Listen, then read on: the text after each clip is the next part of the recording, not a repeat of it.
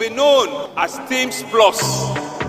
The Plus representing the incorporation of an intensified focus in these next 4 years on social inclusion, gender equality, and youth development. In other words, we are strengthening and reinforcing our teams with a no one left behind philosophy. No one will be left behind on account of their social status. No one will be left behind on account of their gender or age.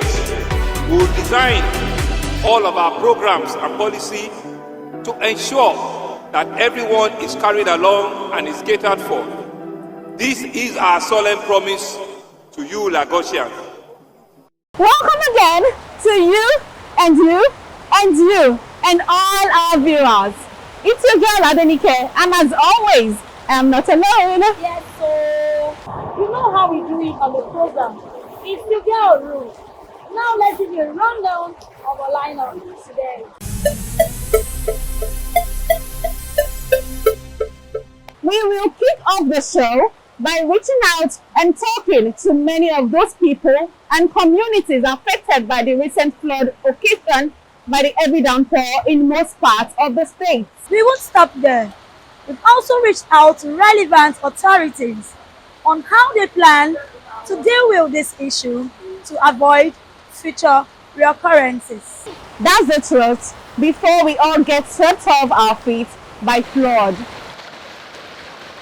Following the release of an updated 2023 water release forecast for flood control by the Okun-Ajah River Basin Authority effective September, and the high rainfall being experienced as predicted, the Lagos State government had issued an alert to residents, especially those in downstream and coastal communities, of the likelihood of experiencing heavy flooding this month. And such was experienced recently across the state as the rains have begun to pour. Residents and businesses alike comment on the effect of the rains. Lagos generally is a water area, so we all know that.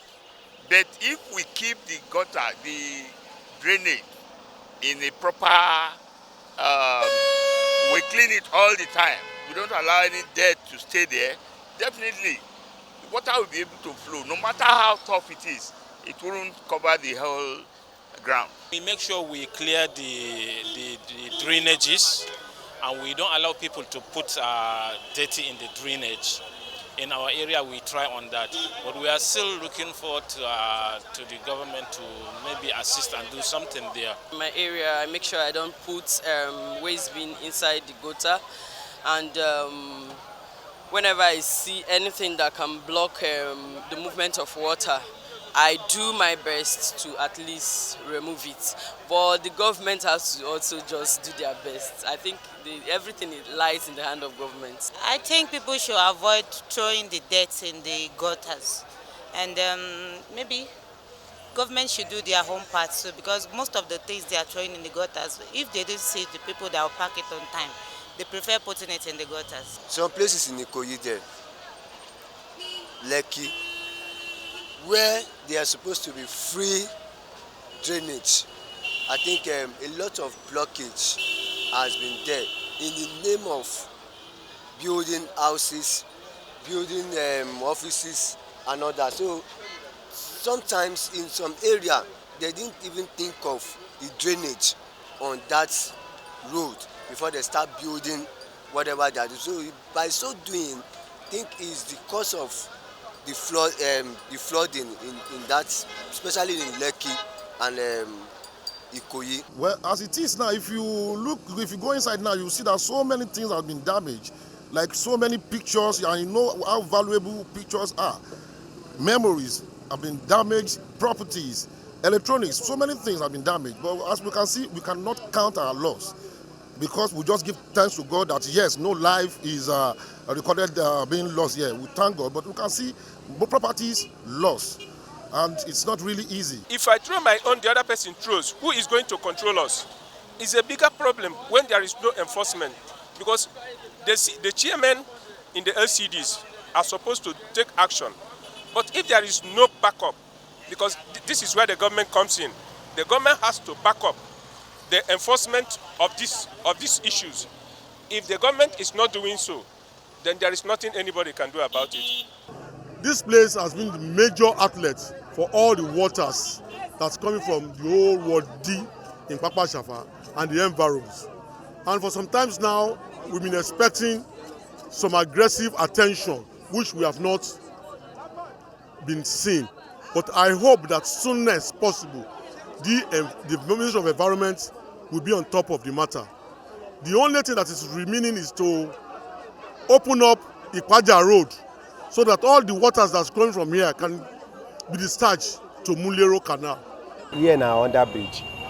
The rain will fall for under bridge. Tree fair, no water, nothing.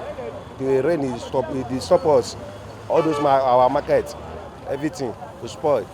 So may government help us do better quarter for us. The rain was so much. Even in my own compound,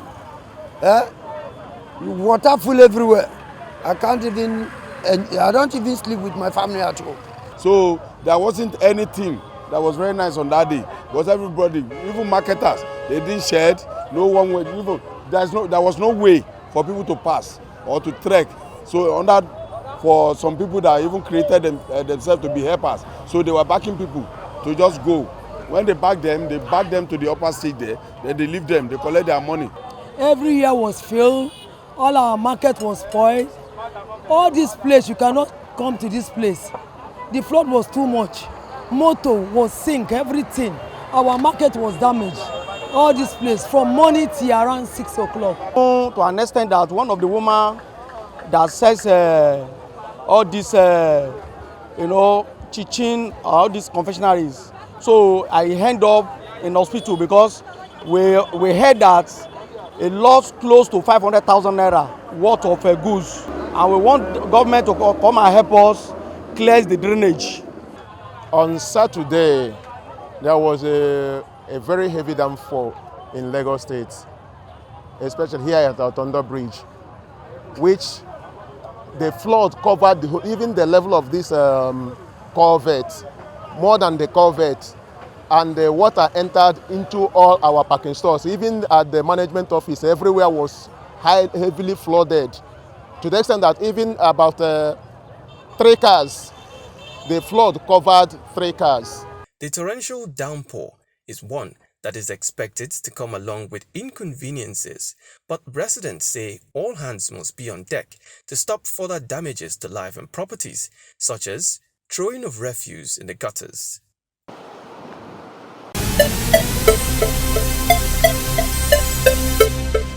We have the land rates law. Secondly is a neighborhood improvement charge law. Thirdly, we have the tenement rate law. And all these have been consolidated into this new land-based charge, which is now called property land use charge. These representatives of various community development areas have been invited to get first-hand information on land use charge, the importance of the payment and good governance, and the legal implications for defaulters. Your property is flagged as one that has been in consistent default, and you are asked why you haven't paid.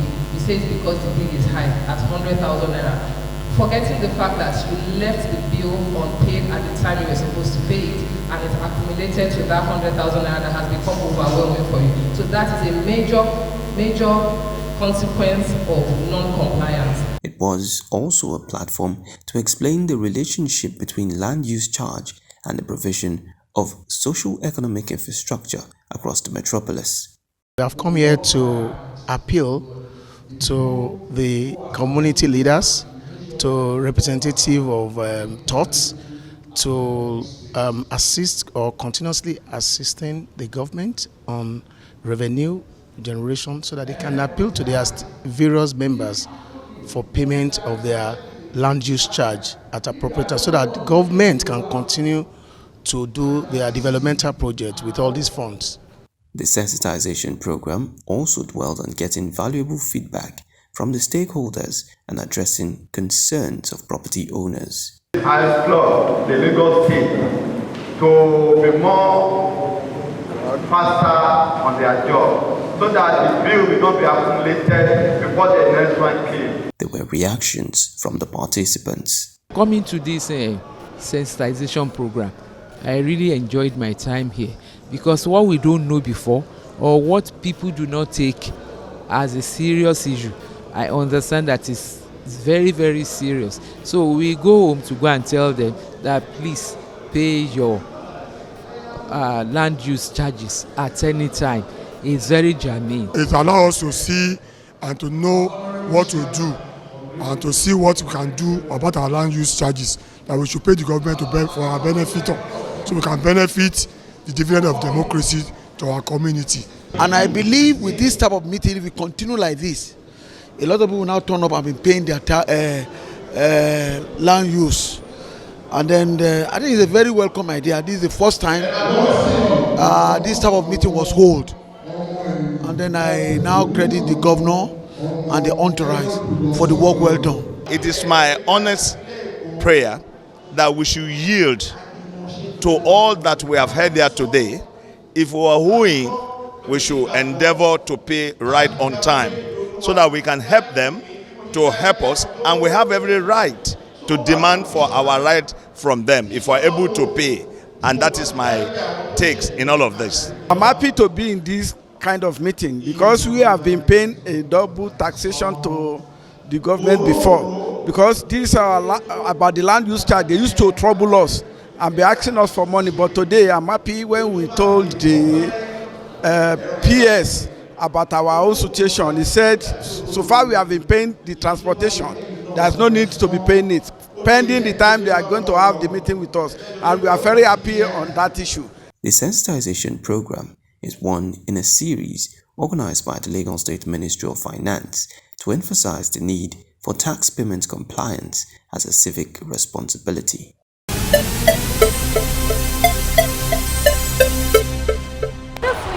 Our focus takes us beyond our comfort zone and into looming threats of climate change within a vast Lagos community. And yes, the threat is innocently imminent. People are being displaced, properties lost, livelihood gone, as Okun-Ajah is hastily being washed away from the surface of the earth. Today, everyone is talking about climate change, but we forget that its impact has led to the disappearance of several communities. In 2019, 3 islands and coastal communities disappeared across the world in the Pacific Island, Japan, and the Arctic.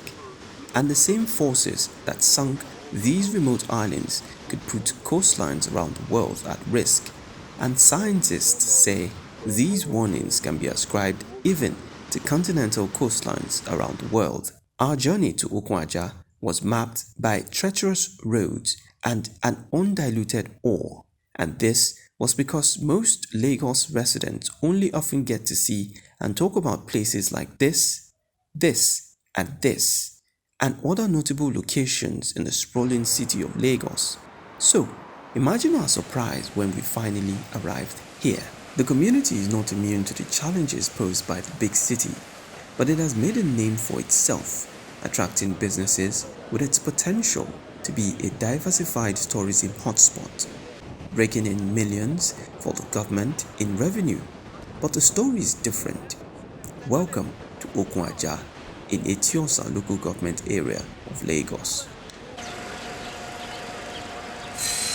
You have often heard of Lagos being described as the state of aquatic splendor, and places like Okun-Ajah re-echo this slogan, but in a mirrored sense.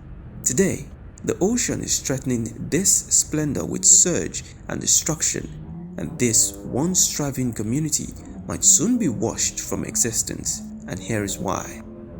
The concerns written on the faces here is heartfelt, and the plea is urgent and desperate, even more so because it has been foretold as far back as 2021. We have to think of relocating the community, because they can't stay here for the next 2 years without the sea being in their sitting rooms.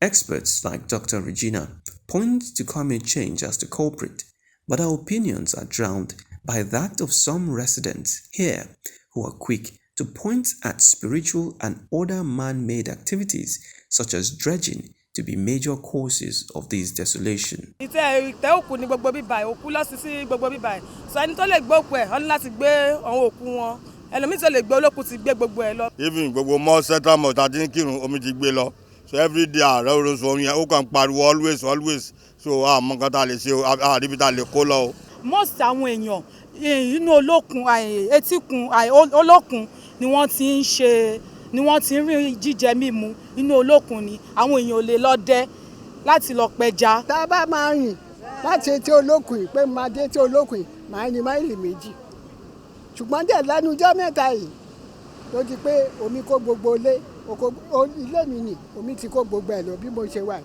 mi rí ilé gbé. I bought this land about 2.5 years ago with the hopes of starting my own beach resort. But unfortunately, we didn't expect, even I and as well as a bunch of business owners didn't expect this type of surge to take place. Over the past month, we've been noticing like a dredger coming here. And since then, the water surge has been so aggressive. We have everything going on for us in Nigeria. So I feel like the tourism sector is something that has been heavily blindsided. Like nobody really takes a good look at it. Like, yes, we focus on many other things, but this is something where the government will really need to like focus on, honestly. Máìlì méjì ló ti fi ba ilé jẹ́. So ẹ ṣáàjọ torí ìtọ́lọ́hún ẹ bá wa wá ọ̀nà tààrà tá a máa fi lè gbé ìlú ẹ dùn wá nínú. It's unfortunate that we're having this situation here at the moment. In the last 2 weeks, due to dredging by a ship that delivers all its sand to the Atlantic area in the VI, we've had a problem in the last 2 weeks. The ocean has come that is taking over about 30 meters from the ocean to the land. You can see this. This is the height of the land. We normally walk through this into the ocean, close to about 500 meters to the ocean. But at the moment, the ocean has taken, even the strata, underground strata for the ocean is already out there. So we need urgent state and federal government, to come around to see what they can do to this. Because a lot of businesses have gone, coconut businesses along this beach. Look at those coconut trees there. There's coconut all over here. And there are people that does, the local people, they invested in coconut business. And all the beaches, resort that are here. We have international standard, like anywhere in the world. That is there, they're all gone. So we wish that state, federal government, all agencies concerning the environmental issue will come around and save the people of Okun-Ajah and all the environment up to Lafiaje to the end of this road. Whatever the cause, whatever the opinions, Okun-Ajah is under siege, and it is only a matter of time before predictions become reality. However, quick intervention would change the tides for this rapidly eroding community.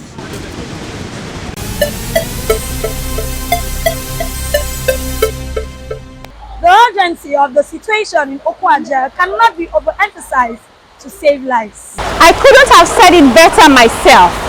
Now, our next story is rather a sad one, as many who have followed the news had high hopes for the quick recovery of Adebola Akin-Bright.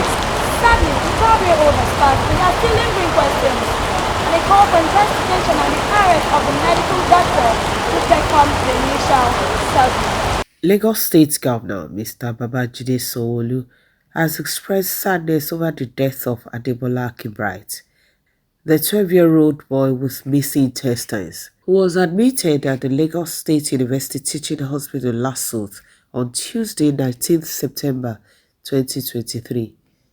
Governor Sanwo-Olu, in a condolence message issued on Wednesday by his Chief Press Secretary, Mr. Gboyega Akosile, described the death of Adebola as a painful loss, not only to the deceased family and friends, but also to him personally and the entire state, considering the efforts made by the Lagos State government to save the young boy. The governor sympathized with the late Adebola's family and friends, especially his mother, Mrs. Deborah Abiodun, who did all she could and went the extra mile as a mother to save the life of her son. Governor Sanwo-Olu also commended the medical team of the Lagos State University Teaching Hospital, who treated Adebola for several months and gave him the best medical care before he died on Tuesday evening.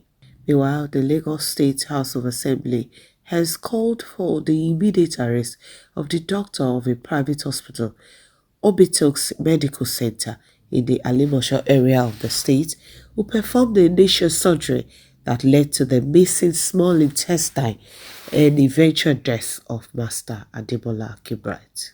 The Speaker's position followed a preliminary report by the Majority Leader, Honorable Naim Adams, who briefed the House on the findings of a 5-man ad hoc committee created to investigate the circumstances that led to the disappearance of the boy's intestine. Honorable Adams said members of the ad hoc committee visited the boy at the Lagos State University Teaching Hospital LASUS on Tuesday and promised that the full report would soon be presented, adding that some shocking discoveries were made in the course of the investigation. Sadly, before the 12-year-old's demise, efforts were ongoing by the hospital for urgent medical transfer to either the United States of America or United Kingdom for an intestine transplant.